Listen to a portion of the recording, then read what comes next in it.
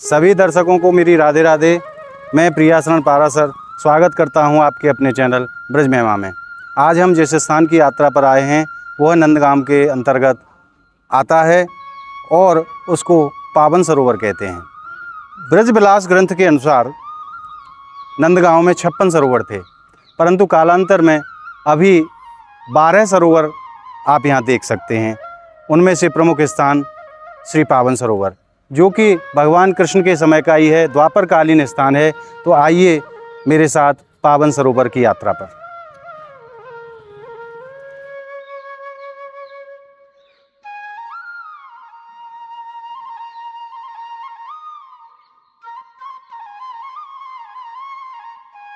अब हम आ गए हैं पावन सरोवर के तट पर और यहाँ भगवान कृष्ण का बड़ा ही सुंदर मंदिर पावन बिहारी के रूप में स्थापित है। तो आइए आपको दर्शन कराते हैं श्री पावन बिहारी के। अब हम आ गए हैं मंदिर के प्रांगण में, जैसा कि आप देख पा रहे हैं। अब हम ठीक पावन बिहारी के सामने खड़े हुए हैं। आइए आपको दर्शन कराते हैं भगवान के पावन बिहारी स्वरूप के।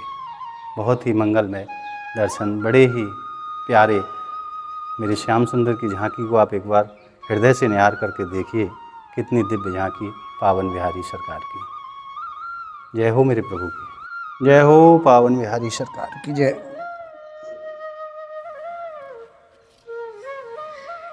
अभी आपने दर्शन किए श्री पावन बिहारी के ब्रज महिमा चैनल के माध्यम से। आइए अब आपको ले चलते हैं पावन सरोवर पर।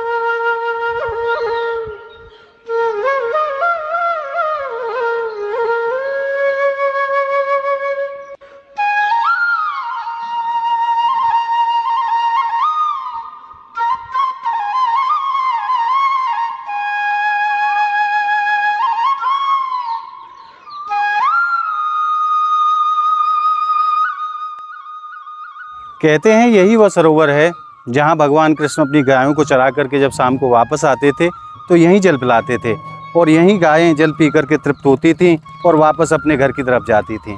तो आइए इस पावन सरोवर के आचमन आपको कराते हैं।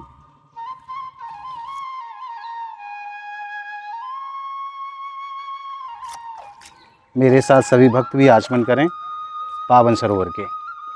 जय हो।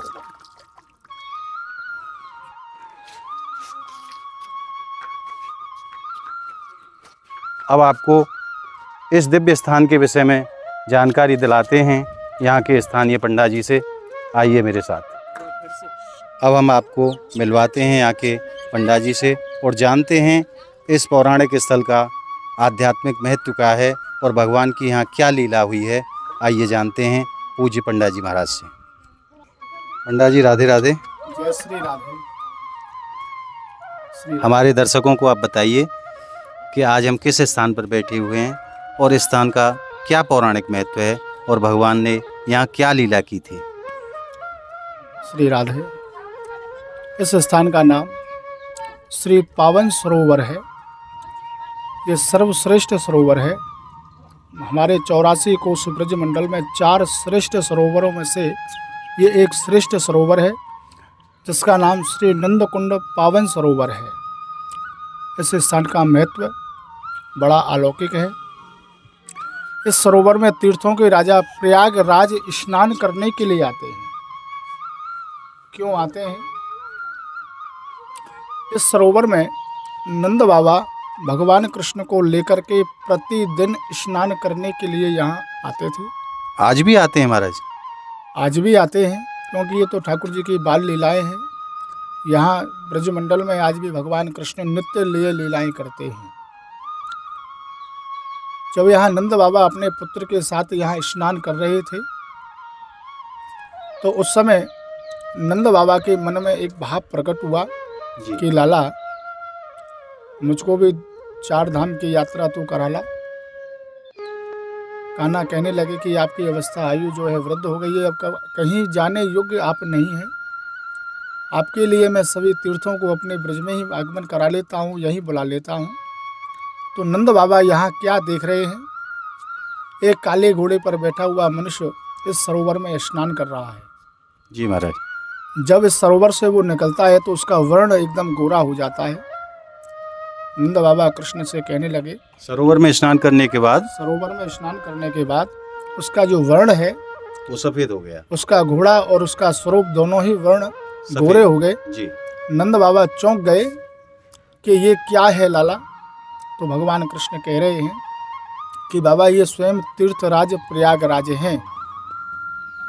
सारा संसार अपना पाप इस पर छोड़ करके चला आता है तो ये अपना पाप इस सरोवर में छोड़ करके चले जाते हैं कि पुंछित पुनीत होत पावन के नाहे सो जय हो। और एते पल हो तो सब तीरथ कर आए सो। जय जय। इसका अर्थ ये है जितना भी तीर्थ आप करके आ रहे हैं उतना पुण्य आप लोगों को प्राप्त हो रहा है। इस सरोवर का केवल आचमन करने से मनुष्य को वो फल प्राप्त हो जाता है। इस सरोवर में अक्षय तृतीया वाले दिन विशेष स्नान किया जाता है जो वैशाख में आती है, मई महीने में आती है। उस दिन यहाँ स्नान किया जाता है। जो संसार के अंदर में जो बांध स्त्रियाँ होती हैं वो इस सरोवर में उस दिन स्नान करती हैं। भगवान श्री कृष्ण की कृपा और राधा रानी की कृपा से उनकी ठाकुर जी गोद भर देते हैं, पुत्र हो या पुत्री हो। अच्छा, हमारा अक्षय तृतीया के दिन स्नान करने से जिनको संतान नहीं होती उनको संतान की प्राप्ति हो जाती है। इस सरोवर में स्नान करने से फल के साथ स्नान किया जाता है और यहाँ स्नान करने से राधा रानी की कृपा से और नंदलाला की कृपा से उनको पुत्र या पुत्री उनको अवश्य प्राप्त होता है। ऐसा मैं नहीं, ऐसा शास्त्र कहता है।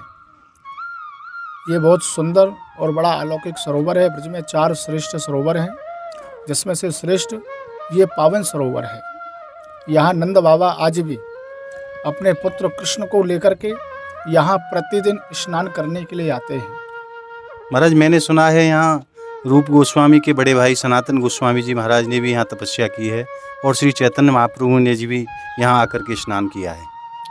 ये सुंदर और बड़ा पावन स्थान है। यहाँ तो एक से एक संत आए, एक से एक संतों ने यहाँ ठाकुर जी का चिंतन किया, कृष्ण प्राप्ति की।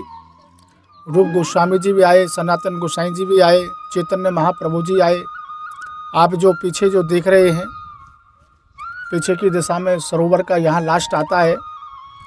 ये महाप्रभु वल्लभाचार्य जी का स्थान है। हमारे सिद्ध में जो आप लोग दर्शन कर रहे हैं ये रूप सनातन भजन कुटी है। यहाँ रूप गोस्वामी जी ने बैठ कर के भजन किया। रूप सनातन 2 भाई थे। यहाँ रूप गोसाई जी बैठ कर के भजन करते थे, सनातन गोसाई जी यहाँ बैठ कर के भजन करते थे। भगवान कृष्ण की उन्होंने यहाँ बैठ कर के प्राप्ति, क्योंकि ये बड़ा सुंदर और बड़ा पावन तीर्थ है। सरोवर में स्नान करने से मनुष्य की हर व्याधा दूर हो जाती है। 4 सरोवर ब्रज में आते हैं, नंदकुंड पावन सरोवर, प्रेम सरोवर, कुसुम सरोवर और चंद्र सरोवर। हमारा जो व्रज है 84 कोस व्रज क्षेत्र में 252 किलोमीटर में बसा हुआ है। इसमें 4 सरोवर जो है वो सर्वश्रेष्ठ हैं। उनमें से मुख्य पावन सरोवर है। उनमें से मुख्य जो है जिस स्थान पर आप लोग दर्शन कर रहे हैं ये नंदकुंड पावन सरोवर है। जय श्री राधे। पूज्य महाराज जी ने जैसा बताया कि आप जिस स्थान पर बैठे हैं ये द्वापर कालीन स्थान है जहाँ भगवान श्री कृष्ण ने स्वयं लीलाएं की हैं। और मैंने ऐसा सुना है कि यहाँ स्नान करने से जीव के सभी पाप नष्ट हो जाते हैं और मनवांछित फल की प्राप्ति होती है। जीव जिस भी कामना को लेकर के यहाँ स्नान करता है उसकी सभी मनोकामनाएं श्री राधा कृष्ण सरकार उनकी पूर्ति करती हैं। और जैसा कि आप तट पर देख पा रहे हैं यहाँ बड़े बड़े अच्छे सिद्ध संतों ने यहाँ तपस्या की है। ये सिद्ध स्थान है। आज आपने दर्शन किए श्री पावन बिहारी एवं श्री पावन सरोवर के ब्रज महिमा चैनल के माध्यम से। आगे भी आपको ऐसे दिव्य स्थानों के दर्शन कराते रहेंगे। मेरी वीडियो आपको कैसी लगी ये कमेंट के माध्यम से हमें बताएं और जुड़े रहिए ब्रज महिमा चैनल के साथ। मिलते हैं अगली वीडियो में। जय श्री राधे।